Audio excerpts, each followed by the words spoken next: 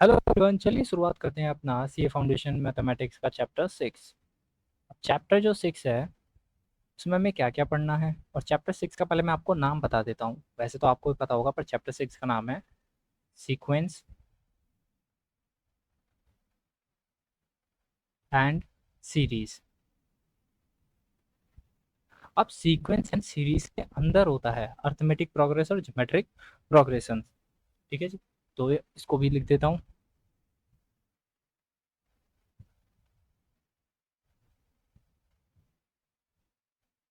Arithmetic and geometrics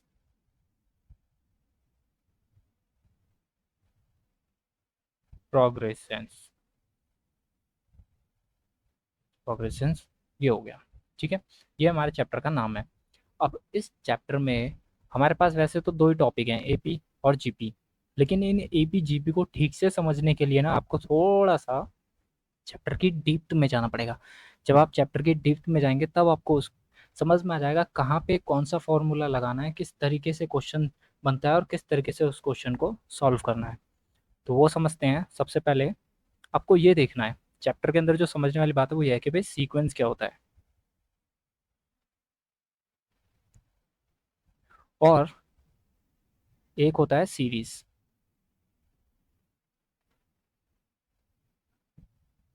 अब ये जो सीक्वेंस एंड सीरीज हैं ये दोनों ही आगे जाके दो पार्ट्स में और डिवाइड हो जाती हैं। तो वो क्या होते हैं वो आपको अभी पता लग जाएगा, क्योंकि हम बता देंगे the part of joke. Okay, ये देखो। अब सीरीज भी दो तरह की है और सीक्वेंस भी दो तरह का है। कौन सा? फाइनाइट और इनफाइनाइट। फाइनाइट सीक्वेंस और इनफाइनाइट।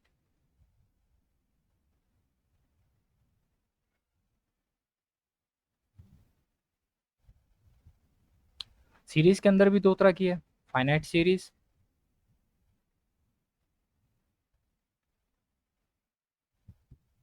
और इनफाइनाइट सीरीज।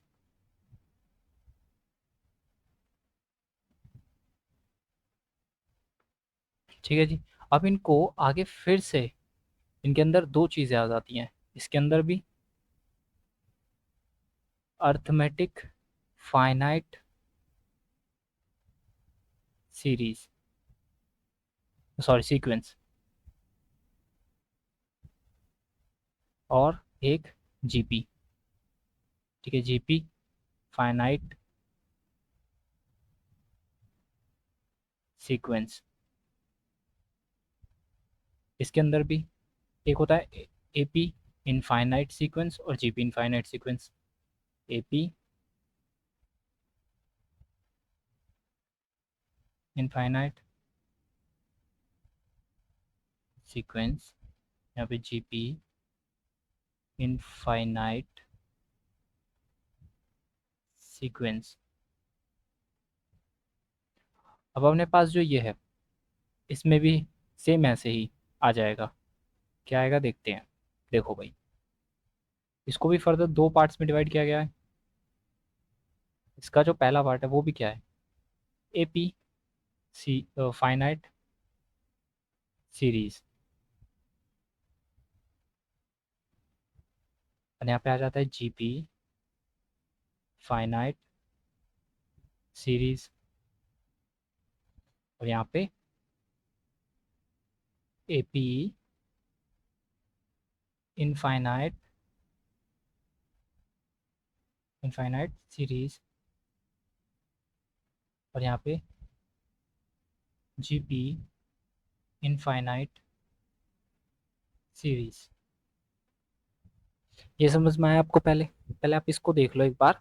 चाहो तो इसका स्क्रीनशॉट ले लो या फिर कहीं पे इसको लिख लो जल्दी से, फिर आगे बढ़ते हैं। अब एक एक चीज को आप जब समझोगे ना तब आपको पता चलेगा कहाँ पे तो हमें कौन सा फॉर्मूला लगाना पड़ता है।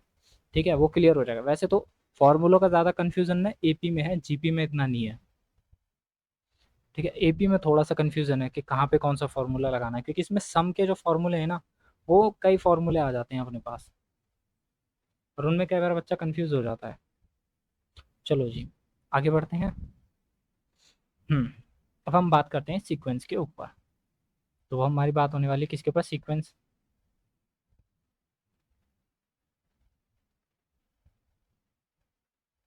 तो भाई सीक्वेंस होता क्या है?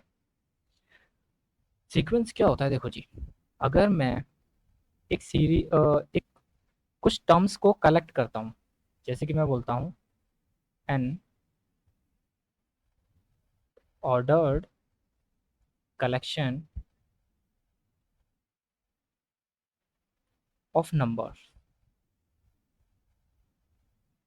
मैं ऑर्डर्ड कलेक्शन लेता हूँ कुछ नंबर्स का, किस ऑर्डर में? इस ऑर्डर में ऐसे रखता हूँ, जैसे टर्म वन, फिर उसके बाद टर्म टू, फिर उसके बाद टर्म थ्री, ऐसे करके कहाँ तक लेके जाता हूँ? ए एन बोले तो लास्ट टर्म, ठीक है जी। इसको हम बोलते हैं लास्ट टर्म। इसको हम बोलते हैं फर्स्ट टर्म। इसको बोलते हैं सेकंड टर्म। इसको हम थर्ड टर्म, अरे ऐसे ही सो ऑन आगे चलती हैं, ठीक है जी। कहाँ तक? ए एन तक, लास्ट टर्म तक, ठीक है। यहाँ तक क्लियर आपको? अगर मैं नंबर्स को इस तरीके से रख दूं कि first term, second term, third term, fourth term, इस तरीके से एक सीरीज में लगा दो और उनको कलेक्ट करते हैं, तब हम उसको बोलते हैं सीक्वेंस, ठीक है। पर यह अभी अधूरी डेफिनेशन है सीक्वेंस की, क्योंकि इसके साथ साथ इस तरीके से रखने के बाद एक चीज़ और होनी चाहिए इनमें। फर्स्ट और सेकंड टर्म के बीच, सेकंड टर्म और थर्ड टर्म के बीच एक मैथमेटिकल ऑपरेशन लगना चाहिए। इन दोनों के बीच में, इन दोनों के बीच में एक मैथमेटिकल ऑपरेशन होना चाहिए, एक डेफिनेट लॉ होना चाहिए, जिससे मैं एक अगली टर्म को निकाल सकूं, या फिर मैं ये कहूँ अगली टर्म को मैं एस्टिमेट कर सकूं कि क्या आएगी, और इससे मैं पता लग जाए, ठीक है। अगर ऐसा कुछ है तब वो होगा सीक्वेंस। यहाँ पे क्या होता है, एक चीज़ और आई इसके साथ में, क्या आएगी? वो ये आएगी, is a sequence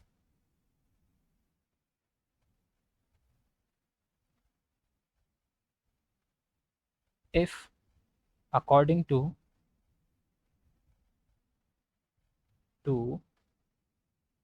some definite definite rule और लॉ, कि भाई इनके बीच में, इन ऑर्डर के बीच में एक स्पेसिफिक क्या लगना चाहिए? डेफिनेट रूल या फिर कोई लॉ लगा होना चाहिए। किसका रूल और लॉ? मैथमेटिक्स का, ठीक है। अब हमारे पास दो तरह के सीक्वेंस होते हैं, फाइनाइट और इनफाइनाइट, जैसा कि हम बात कर चुके थे, फाइनाइट और इनफाइनाइट सीक्वेंस और इनफाइनाइट।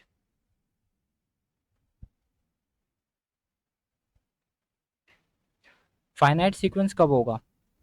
जब हमारे पास ये जो टर्म्स है ना, नंबर्स, ये फाइनाइट हो, जब हमें पता होता है कि ए एन हमारा कहाँ तक जाएगा, तब उसको हम बोलते हैं फाइनाइट सीक्वेंस। और जब हमें ये पता नहीं होता है कि हमारा ए एन कहाँ तक जाने वाला है, उसको बोलते हैं हम इनफाइनाइट सीक्वेंस, ठीक है।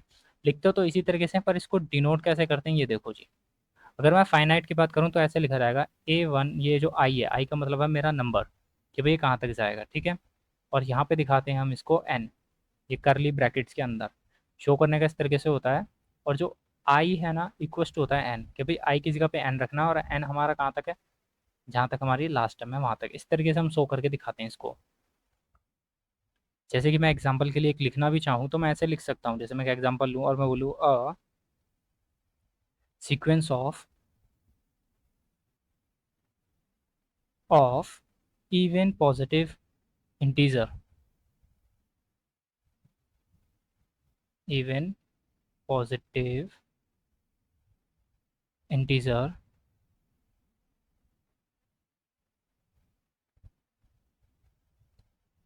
विद इन 12, कि भाई 12 तक जो मेरे पॉजिटिव इंटीजर हैं वो बताओ, तो वो क्या होंगे?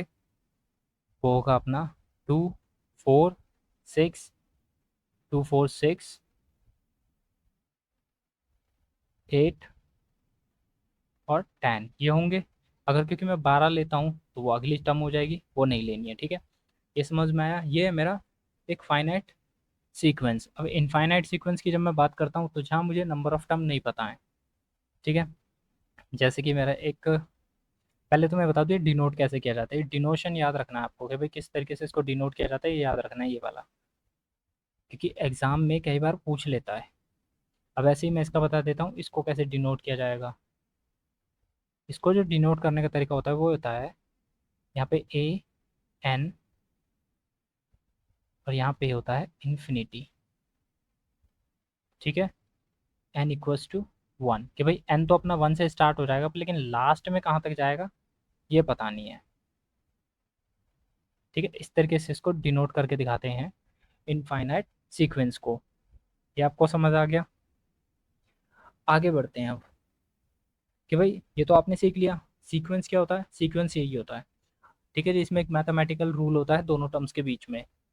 ठीक है, सीक्वेंस पता चला। अब बात करते हैं सीरीज के ऊपर कि भाई सीरीज क्या होती है वो भी क्लियर करते हैं। चलो जी,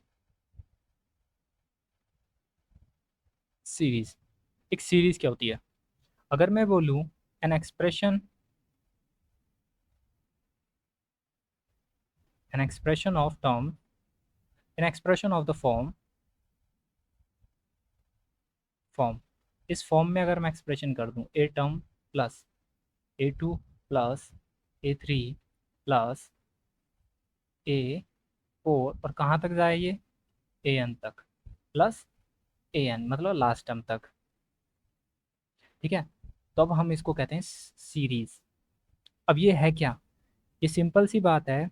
ये है क्या, इसको हम बोलते हैं, जो मैंने ये अभी कराया ना प्लस प्लस, इसको क्या बोलते हैं, which is the sum of the element, elements of the sequence. Sequence, अगर मैं एलिमेंट्स के सीक्वेंस को प्लस करके लिख दूं, उनका सम कर दूं, तो वो क्या बोलते हैं उसको, तब वो बन जाता है हमारा, इसी को बोलते हैं हम कॉल्ड अ सीरीज। मतलब कि सो सीरीज क्या है भाई, एक सीक्वेंस है, ये मेरे पास सीक्वेंस है कि भाई 1 A1 A2 A3 कहाँ तक an तक। अगर मैं इसी सीरीज को प्लस के साइन के साथ लिख दूं तो ये बन जाती है मेरी सीक्वेंस। सॉरी, सीक्वेंस को मैं प्लस के साइन के साथ में लिख दूं तो ये बन जाती है मेरी सीरीज। A1 A2 A3, और ये कहाँ तक जाएगा, बस यहाँ पे क्या है ये, अब ये प्लस हो जाएगा जो कोमा था, प्लस an, ये बन गया अपना सीरीज। ये समझ में आया। अब सीरीज भी दो तरह की है, फाइनाइट और इनफाइनाइट। अगर ये टर्म्स हमारी फाइनाइट हैं तो finite series, otherwise infinite series. ठीक है जी, ये बात हुई असम। आगे बढ़ते हैं। अब आता है अपना अर्थमेटिक प्रोग्रेस। भाई अर्थमेटिक प्रोग्रेस क्या होता है, चलिए जी बात करते हैं अर्थमेटिक प्रोग्रेस के ऊपर। मतलब अपना एपी क्या होता है, शॉर्ट में लिख रहा हूँ एपी। अब एपी सीरीज बोलूं या सीक्वेंस बोलूं। अगर मैं इस तरीके से लिखता हूं,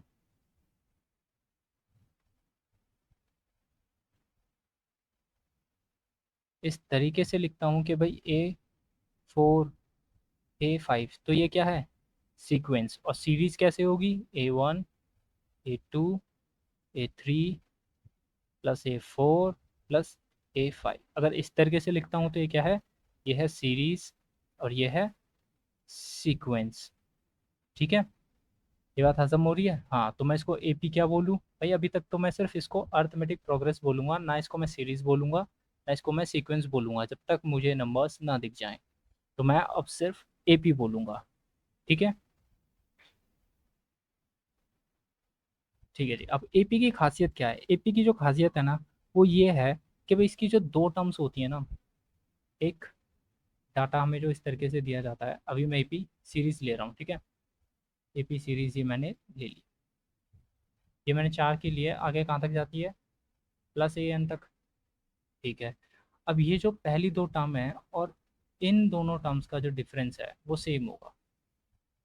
ठीक है, इन दोनों टर्म्स के डिफरेंस का सेम होगा, मतलब A1 माइनस A2 इक्वल होता है किसके, A3 माइनस A2 के। सॉरी यहाँ गलती हो गई है, 2 और 1 आएगा, पहले 2 आएगा। A2 minus A1 equals to A3 minus A2, ये बराबर होता है और इसको बोलते हैं हम कॉमन डिफरेंस। ये जो टर्म्स में हमने निकाला इसको क्या बोलते हैं, कॉमन डिफरेंस,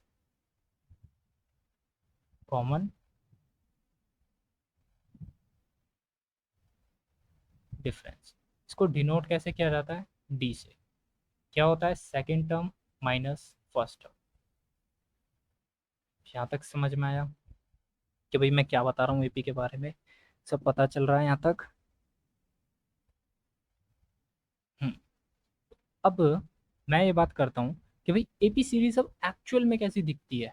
ये तो मैंने टर्म्स में बात करी है, एपी सीरीज नहीं बताई है। एपी सीरीज जो दिखती है ना, वो इस तरीके से दिखती है कि भाई फर्स्ट टर्म होगा, ठीक है जी, ए को ही हम ए वन, जो हमारी पहली टर्म होती है उसको हम ए वन बोलते हैं, यानी कि फर्स्ट टर्म, प्लस अब इसमें क्या होगा, अगर मैं सेकंड टर्म बताऊं, सेकंड टर्म में मेरा ए प्लस डी होगा। अगर मैं यहाँ पे ना कोमा दिखाता हूँ ताकि आप लोगों को इजीली समझ में आए।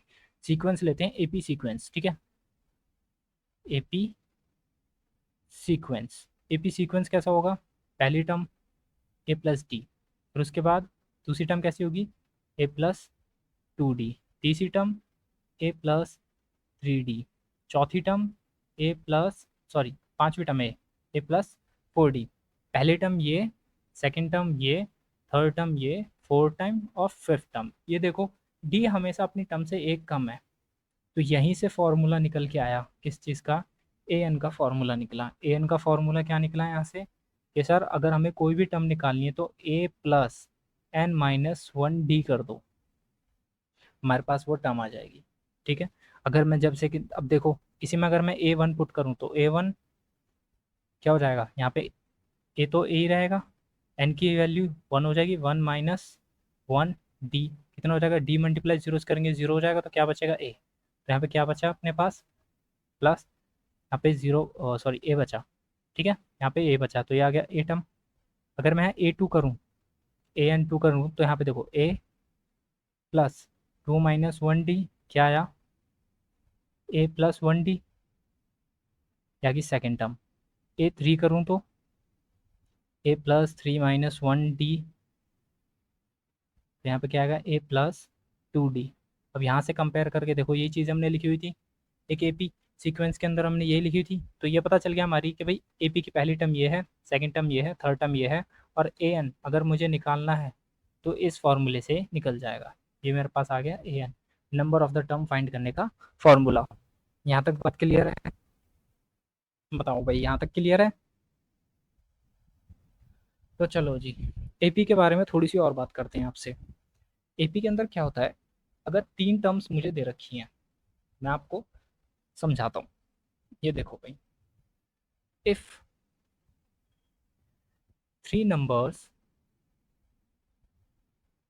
थ्री नंबर्स जैसे कि A B C are in AP, ये तीन नंबर ए बी सी एपी के अंदर हैं, तो we say B minus A equals to C minus B. ये हो सकता है, ये क्या क्या है सर, इस वाले टर्म में से ए माइनस किया, इस वाले टर्म में से ए माइनस किया, डी निकाल रहा हूँ। ठीक है, बेसिकली मैं सीधा यहाँ पे कॉमन डिफरेंस निकाल रहा हूँ। ठीक है, लेकिन तीन टर्म्स के बीच में निकाल रहा हूँ, तो मैं इसको ऐसे बोल सकता हूँ, देखो ये बी बी एक साइड कर लूँ मैं, तो जब मैं बी बी को एक साइड करूँगा तो ये क्या होगा बताओ, बी बी को मैं अगर एक साइड करता हूँ तो क्या हो जाएगा, जैसे बी बी एक साइड जाएंगे तो ये टू बी प्लस है, इधर आके प्लस हो जाएगा, और ये ए इस साइड भेज देता हूँ तो इक्वल में सी यहाँ पे आ जाएगा प्लस, क्योंकि माइनस का यहाँ पे हो जाएगा प्लस सी ए। तो यहाँ से टू इसके नीचे चले जाएगा, इस तरीके से दिखेगा। जब ये इस तरीके से दिखेगा, और ये जो है हमारा इसको बोलेंगे हम मीन, मीन, ठीक है जी, अर्थमेटिक मीन, इसको हम बोलेंगे अर्थमेटिक मीन, जिसको ए एम बोलते हैं हम। ठीक है, ये आ गया अपना अर्थमेटिक मीन। बी को हम बोलेंगे अर्थमेटिक मीन। कैसे निकला arithmetic mean, C plus A divided by two. अगर थ्री टर्म्स का हम अर्थमेटिक मीन निकालने तो हमें यही करना है, फर्स्ट टर्म और थर्ड टर्म उन दोनों को प्लस कर देना और दो से डिवाइड कर देना, आंसर आ जाएगा, अर्थमेटिक मीन अपना निकल जाएगा। अब एक एग्जांपल भी ले लें इसमें, जब हमने यहाँ तक समझा है तो एक एग्जांपल तो लें। पेपर में किस तरीके से पूछेगा, देखो इस तरीके से पूछेगा, पेपर में जो आपसे पूछेगा ना वो कुछ इस तरीके से पूछेगा। देखो एग्जांपल देखो, क्या कहेगा भाई, एक टर्म एट है, एक 16 है, एक 24 है, और बोलेगा are in AP, then find arithmetic mean, ये पूछेगा। तो हमें क्या करना है, सिंपल सॉल्यूशन करना है। क्या फॉर्मूला लगाना है direct, B equals to C plus A divided by two. अब यहाँ पे ये ए मानो, ये बी मानो, ये सी मानो, ठीक है, ए बी सी ऐसे मान लो। अब यहाँ पे पुट कर दो इनकी वैल्यूज़। यहाँ पे बी का मतलब क्या है, अर्थमेटिक मीन, ठीक है। यहाँ पे बी का मतलब, यहाँ बी की वैल्यू पुट नहीं करनी है, ये बी का मतलब है अर्थमेटिक मीन। तो यहाँ पे बी की वैल्यू छोड़ के ये पुट कर दो, क्या आएगा, सी कितना है 24 प्लस ए कितना है 8 डिवाइडेड बाय 2 कितना हो गया 32 डिवाइडेड बाय 2 कितना आया कट के 16। तो अर्थमेटिक मीन कितना आया 16, ये आ गया आंसर। ठीक है जी, ये बात खत्म हुई, समझ में आई ये वाली बात। आगे बढ़ते हैं। अब देखो अर्थमेटिक मीन निकला क्या बेसिकली, अगर तुम देखोगे तो अर्थमेटिक है क्या, अर्थमेटिक मीन है क्या, बी निकला। और यहाँ पे तो बी ऑलरेडी फाइंड है, ये रहा, देख रहे हो। तो ये शॉर्टकट बता रहा हूँ मैं। जब क्वेश्चन पूछे ना कि भाई 3 टर्म्स का बताना है, तो सीधा यहाँ पे जो बी है वो उठा के रख दो, वही आंसर होता है। अगर 3 टर्म्स का आपसे पूछे, क्या क्या पूछेगा, अर्थमेटिक मीन, तो आपको क्या करना है, कुछ नहीं करना है सर, बीच वाली टर्म्स है उसको उठा के रख देना, आंसर वही होगा। आगे बढ़े, चलो जी आगे बढ़ते हैं। ये 3 टर्म्स के बीच में था बस, ठीक है, ओके, यहाँ तक क्लियर है। तो अर्थमेटिक मीन के अंदर हमने समझ लिया क्या क्या है, कैसे होता है, क्या चीज़ थी वो 3 टर्म्स के अंदर। अब आगे बात करते हैं एपी के लिए। मैं आपको एक और एग्जांपल कराता हूँ, ये थोड़ा सा आपके लिए टेक्निकल रह सकता है पर अच्छा है।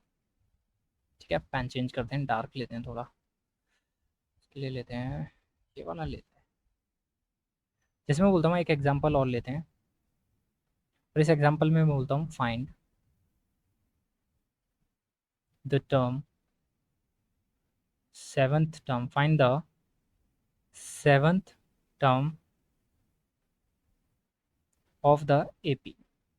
एपी की आपको 7वीं टर्म निकालनी है, और एपी अपने पास 8, 5, 2, -1, -4 ऐसे करके आगे चल रहा है। इसकी 7th टर्म निकालनी है, कैसे निकालोगे वो देखो भाई।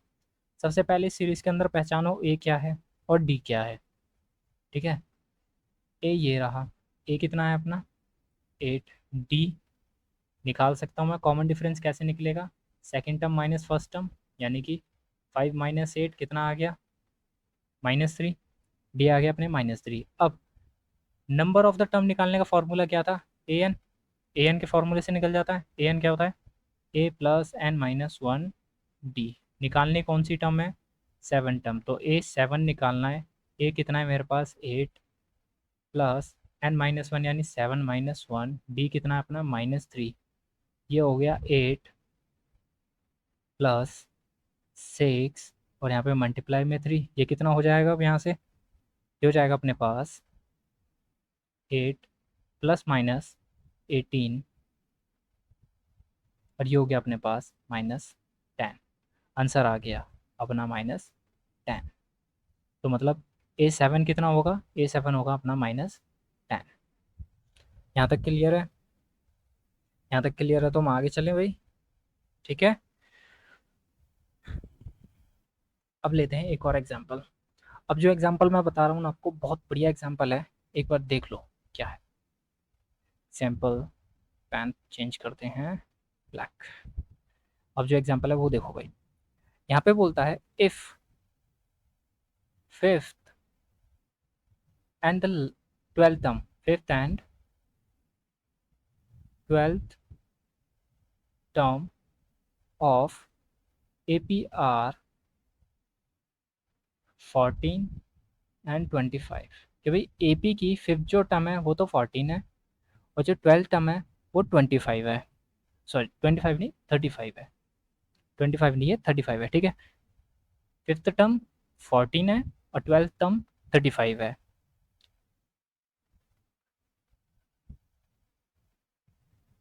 रिस्पेक्टिवली।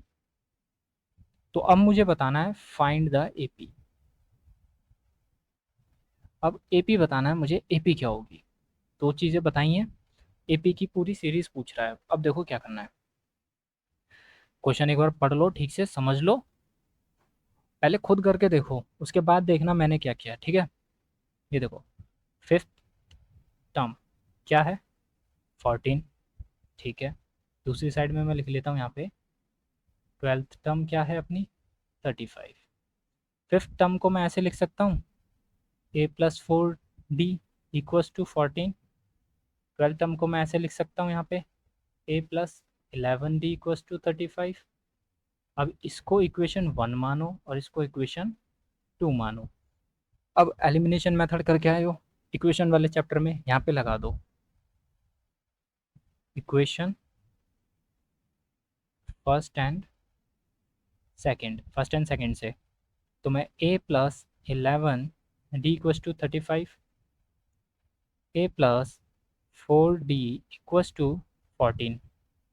साइन चेंज होंगे, ये कैंसिल हो जाएगा, यहाँ पे क्या बचेगा 21, यहाँ पे कितना बचा 7d, ठीक है। तो d की वैल्यू क्या है यहाँ से, 21 डिवाइडेड बाय 7, कितना बचा d, 3। तो d अपना आ गया 3। अब देखो d अपने पास है, d की वैल्यू किसी भी एक इक्वेशन में पुट कर दो तो अपने पास क्या आ जाएगा, a। सिंपल सी बात है, तो किसी भी इक्वेशन में अब d की वैल्यू पुट करते हैं। यहाँ पे करता हूँ, अरे लाल पेन तो दिखेगा ही नहीं इस पेज पे, वाइट लेते हैं। यहाँ पे करते हैं, put d's value in equation first equation में पुट कर देते हैं इस वाली में, a+4d की value 3 equals to 14। First equation में पुट करूँ मैंने तो क्या आएगा, a+12 इक्वल्स टू 14। ए की वैल्यू कितनी आएगी 14 माइनस 12, तो ए की वैल्यू अपने पास आई 2।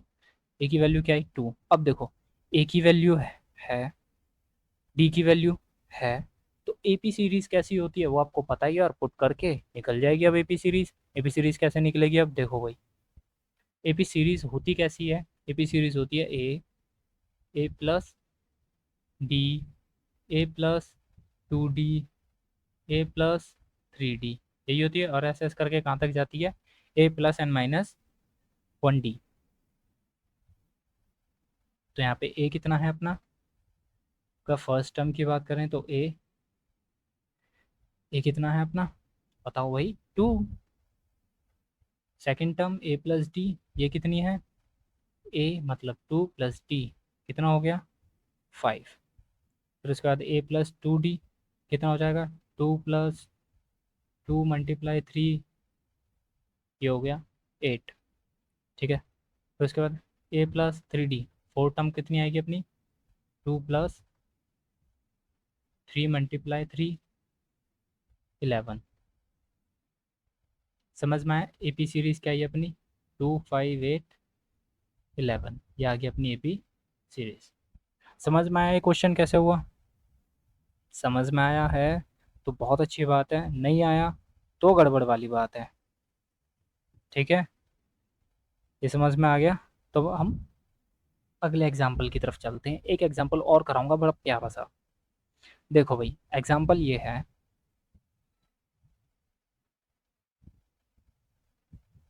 एग्जाम्पल है अपना, मैं कहता हूँ डिवाइड डिवाइड 69 इंटू 3 पार्ट्स,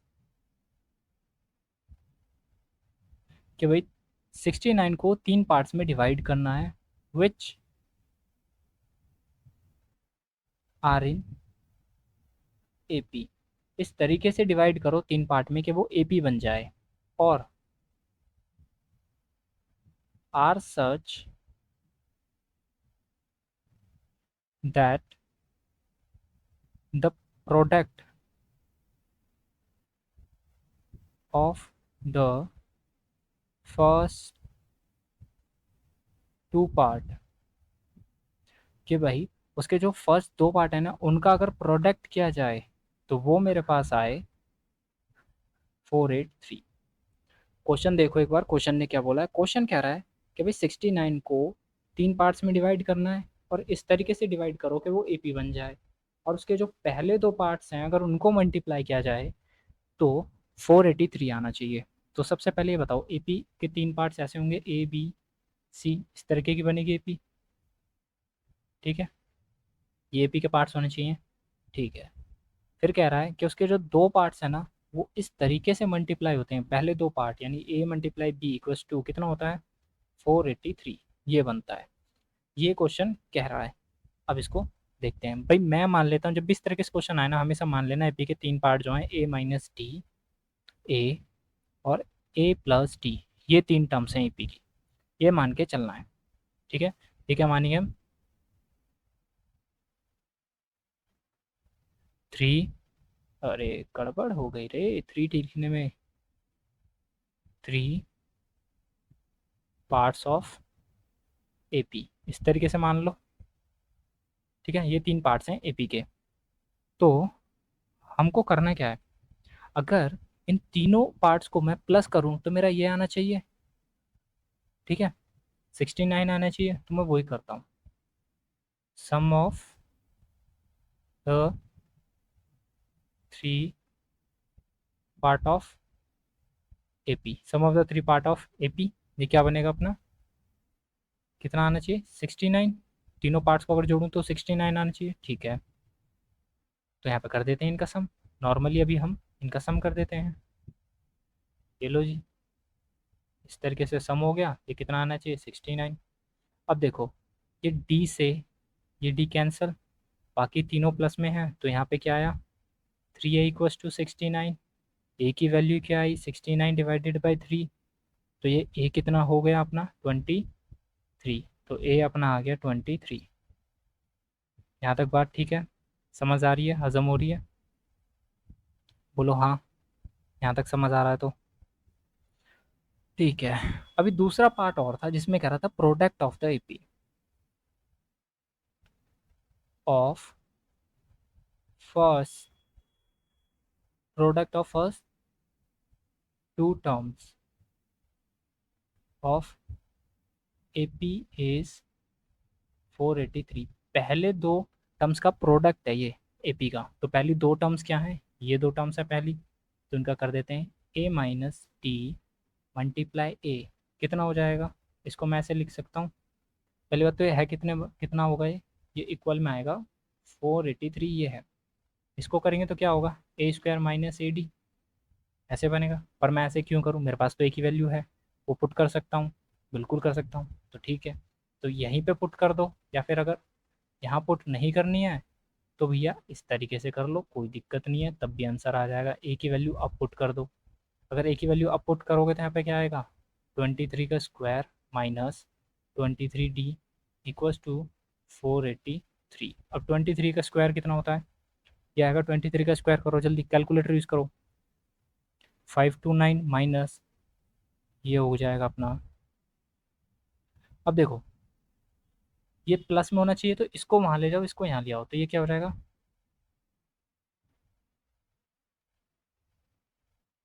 अब कितना आएगा, यहाँ बचेगा 46 इक्वल्स 23D,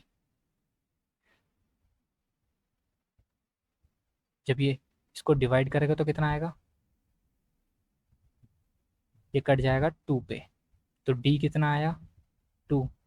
अब देख लो भैया, A भी है D भी है, निकालना क्या है बताओ, तीन टर्म्स निकालनी है AP की, कौन सी, जो 69 को डिवाइड करके तीन टर्म्स बनी थी वो, और वो तीन टर्म्स हमने क्या ली थी A माइनस डी, एक टर्म ये थी, दूसरी टर्म क्या थी A, यही थी, और तीसरी A प्लस डी, तो लिख दो यहाँ पे 23 माइनस डी कितना है 2, कितनी आ गया 21, एक टर्म तो आ गई अपनी 21, एक कितनी होगी 23 क्योंकि ए ही है, और एक ये हो जाएगा 23 प्लस 2 कितना आ गया 25, तो AP की वो तीन टर्म आई 21, 23 और 25, समझ में आया भाई, फाइनल अपना आंसर आ गया, ये बात समझ में आई।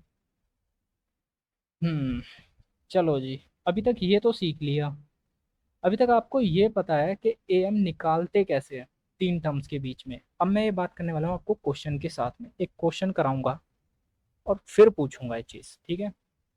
ये देखो जी, यहाँ मैंने एक एग्जाम्पल लेना है, ठीक है। ये एग्जाम्पल 4 है अपना, 3 एग्जाम्पल कर चुके हैं अब तक। यहाँ मैं बोलता हूँ फाइंड द अर्थमेटिक मीन,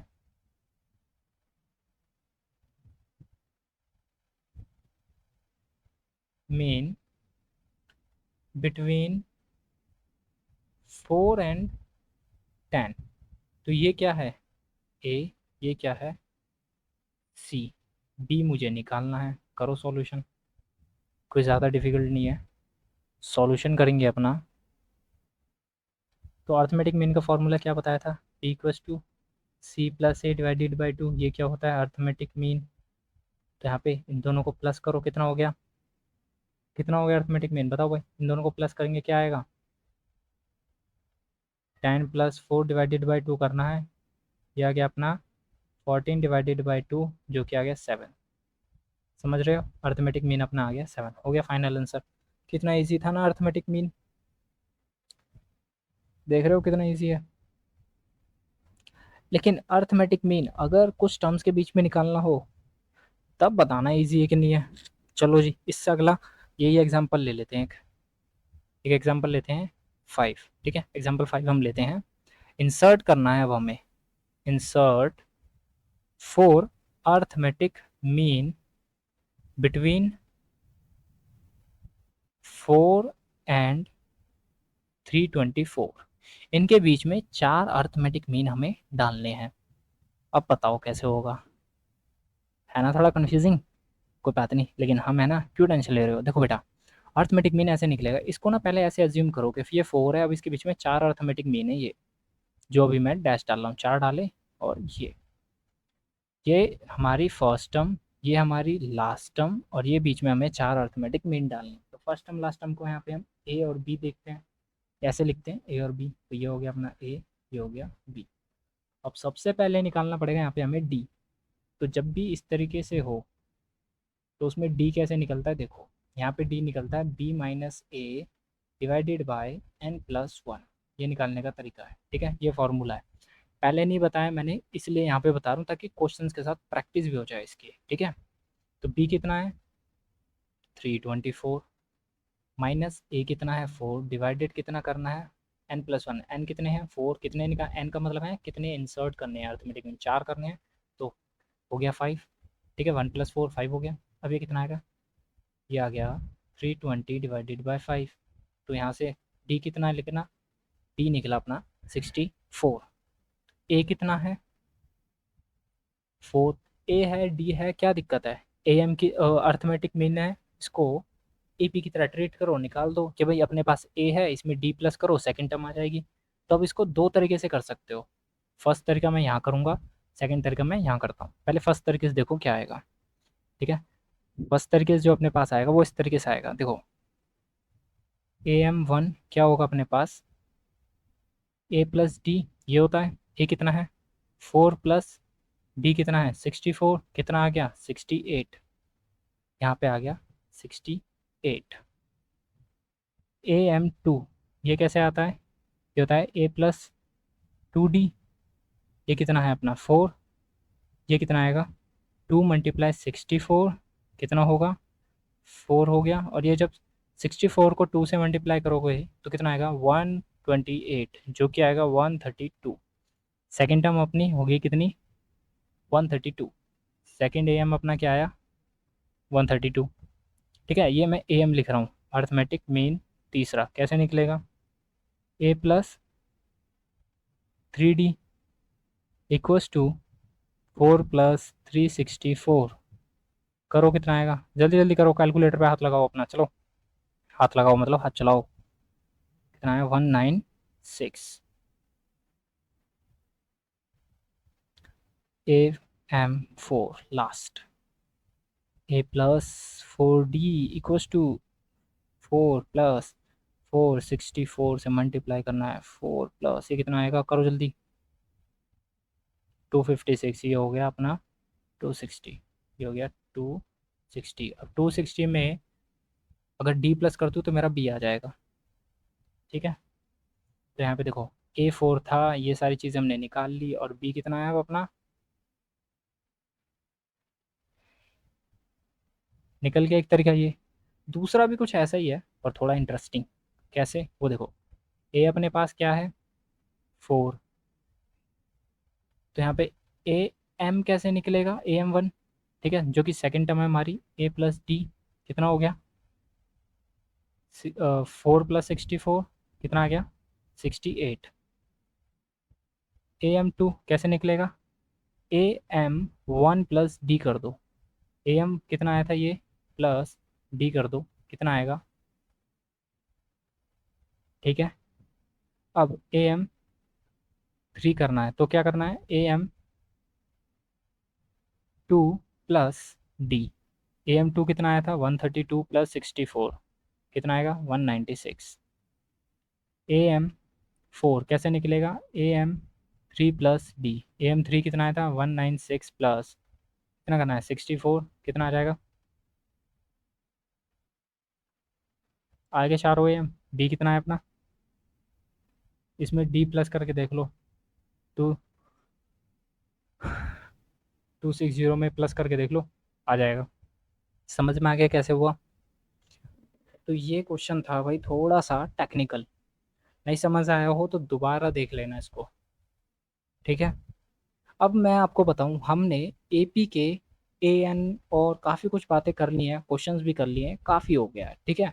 अब हम इसका सीधा एक्सरसाइज के क्वेश्चन करेंगे, लेकिन एपी के अभी सम वाले फॉर्मूले रह गए हैं। एपी के हमने एएन वाला फार्मूला देख लिया और कई एग्जांपल देख लिए, छोटे छोटे क्वेश्चन एएम का देख लिया, ये तो कर लिया। अब हमारा सम का रह गया। नेक्स्ट वीडियो में मिलते हैं तो एपी के सम वाले फॉर्मूले ट्राई करेंगे, आपको समझाएंगे अच्छे से, और उसके कुछ क्वेश्चंस कर लेंगे, और उसके बाद सीधा हम आपको 6A की एक्सरसाइज पे ले जाएंगे, जो कि एपी के क्वेश्चंस के लिए ही बनी हुई है, ठीक है, जिसमें सारे के सारे क्वेश्चन एपी के ही हैं, फिर वो आपको सॉल्व कराएंगे। तो जब तक चैनल को सब्सक्राइब करके जाओ, वीडियो को लाइक करके जाओ, ठीक है। मिलते हैं आपसे नेक्स्ट वीडियो में, जब तक चैनल को सब्सक्राइब करके जाना, क्योंकि सब्सक्राइब कर दोगे तो यार हमें भी अच्छा लगता है, ठीक है।